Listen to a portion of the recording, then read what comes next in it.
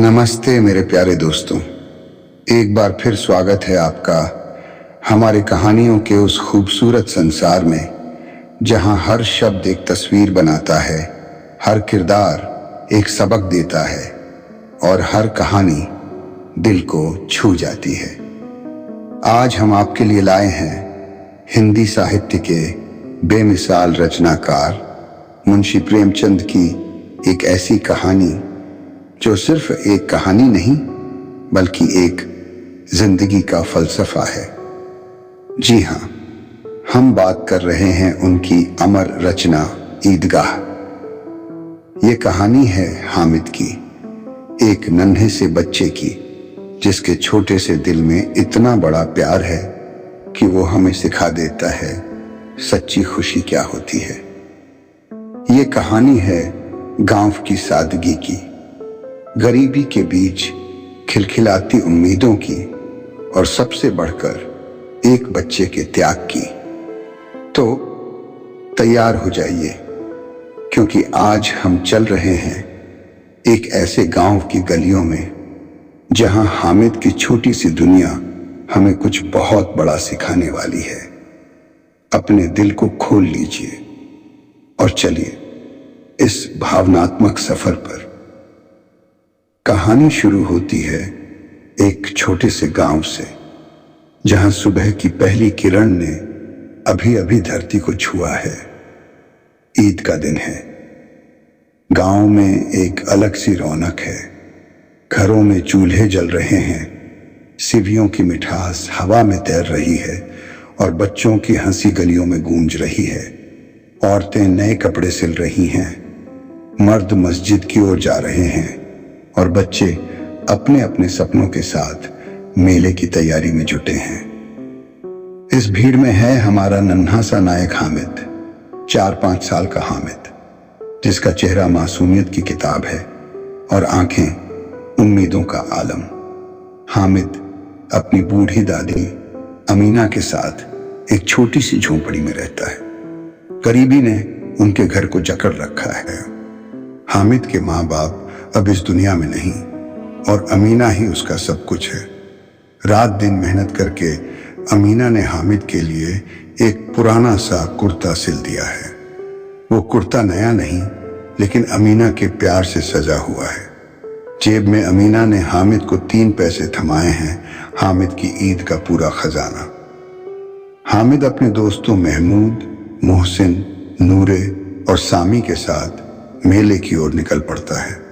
रास्ता धूल भरा है, लेकिन बच्चों के कदमों में उमंग है। खेतों में हवा के साथ फसलें लहरा रही हैं, दूर कहीं भैंसों की घंटियां बज रही हैं और सूरज की किरणें बच्चों के चेहरों पर मुस्कान बिखेर रही हैं। हामिद का कुर्ता भले पुराना है, लेकिन उसकी चाल में एक ठसक है। वो अपने दोस्तों के साथ हंसता बोलता मेले की ओर बढ़ता है। मेले में कदम रखते ही हामिद की आंखें चमक उठती हैं। ये मेला कोई साधारण मेला नहीं, ये बच्चों का सपनों का जहान है। दुकानों पर मिठाइयाँ सजी हैं, गुलाब जामुन, जलेबियाँ, बर्फी और लड्डू, जिनकी खुशबू हामिद को खींचती है। एक दुकान पर मिट्टी के खिलौने हैं, सिपाही, वकील, राजा रानी और घोड़े। दूसरी तरफ झूले बच्चों को बुला रहे हैं। कहीं भेलपुरी की रेहड़ी है, कहीं भुट्टे सेंकने की महक। हामिद का मन डोलता है, लेकिन वो अपने 3 पैसों को जेब में कसकर पकड़े हुए है। महमूद अपनी जेब से पैसे निकालता है और एक मिट्टी का सिपाही खरीद लेता है। देखो हामिद, वो चिल्लाता है, मेरा सिपाही दुश्मनों को मार गिराएगा। मोहसिन एक पानी की पिचकारी लेता है और हवा में पानी छिड़ककर हंसता है। नूरे एक वकील की मूर्ति खरीदता है और कहता है, ये मेरा वकील साहब है, सारी दुनिया को हरा देगा। हामिद बस देखता है, मुस्कुराता है। वो मिठाई की दुकान पर रुकता है। जलेबी की मिठास उसे ललचाती है, लेकिन वो सोचता है, खा लूंगा, फिर क्या, ये तो खत्म हो जाएगी। फिर वो खिलौनों की दुकान पर जाता है। एक मिट्टी का सिपाही उसे पसंद आता है, लेकिन वो रुक जाता है। तभी उसकी नजर पड़ती है एक लोहार की दुकान पर। वहां ढेर सारे लोहे के सामान हैं, हांसिया, कैंची और एक चिमटा, साधारण सा काला लोहे का चिमटा। हामिद ठिठक जाता है। उसकी आंखों में एक चमक है, लेकिन ये चमक किसी खिलौने या मिठाई के लिए नहीं। उसे याद आता है अपनी दादी का वो हाथ जो हर दिन रोटी बनाते वक्त तवे की गर्मी से जल जाता है। अमीना कभी शिकायत नहीं करती, लेकिन हामिद ने देखा है उसकी उंगलियों पर जलने के निशान।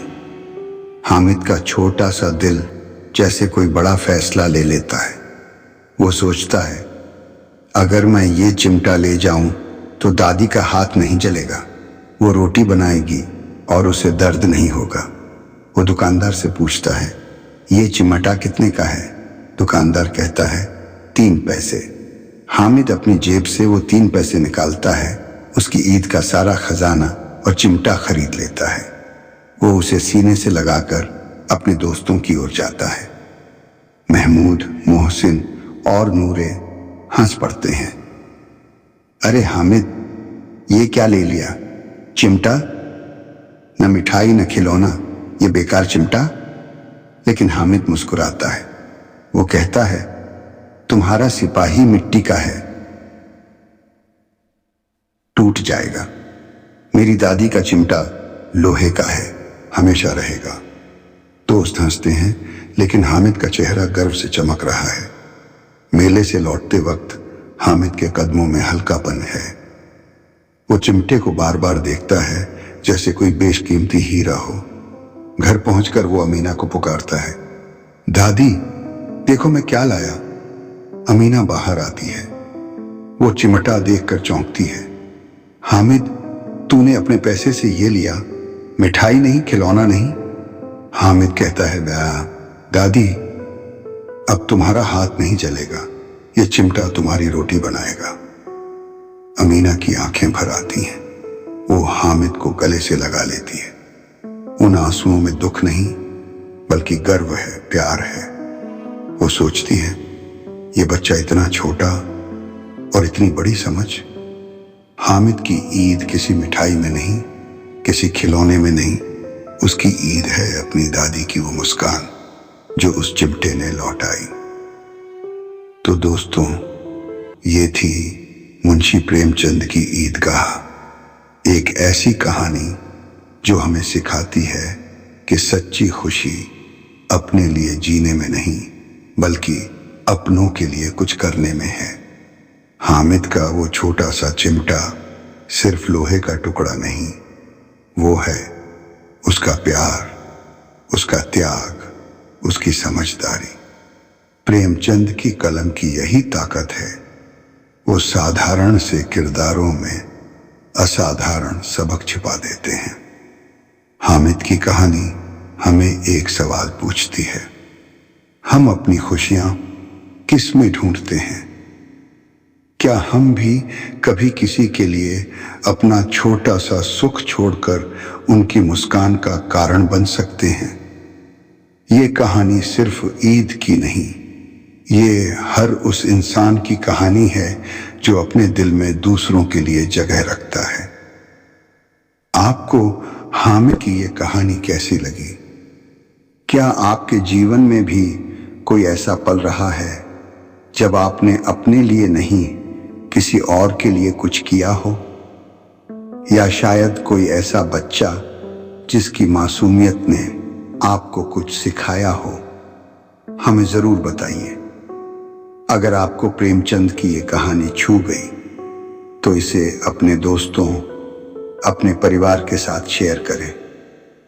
और हाँ, अगर आप चाहते हैं कि हम प्रेमचंद की कोई और कहानी जैसे पूस की रात, नमक का दरोगा या कफन आपके लिए लाएं तो वो भी बताइए।